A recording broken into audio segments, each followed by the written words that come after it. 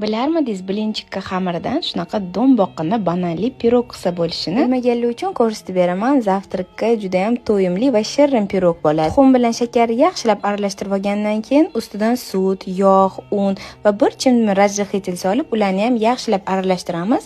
Qumaloq bo'lib qolmasligi kerak. Keyin qizib turgan tovamizga saryog' surib, ustidan shakar sepib chiqamiz. Keyin to'g'ralgan bananlarimizni tovaga terib, ustidan tayyor xamirimizni qo'yib, qopqog'ini yopib, pastoluvda yoqib qo'yamiz. Pirogimiz pishguncha chirk va kir bo'lib ketgan gazlarni 5 minutda billuri super aktiv vositasi bilan yaxshilab tozalab oldim. Ko'p kuch ishlatish shart emas. Oddiy gubkada bitta artsa ham hamma yog'lari top-toza bo'lib ketadi. Gazinglar yaltillaydi, reshotkalarigacha top-toza qilib beradi. Olib ishlatib ko'ringlar. Endi pirogimizni teskari tarafini ag'darib, yana 12 minutga qo'yib qo'yamiz. Qarabsizki, do'mboqqina, shiringina pirogimiz tayyor. Ustini xohishga ko'ra bezatib, maza qilib yesanglar bo'ladi. Mana videoda ichlarigacha pishgani ko'rinib turibdi. Albatta tayyorlab ko'ringlar.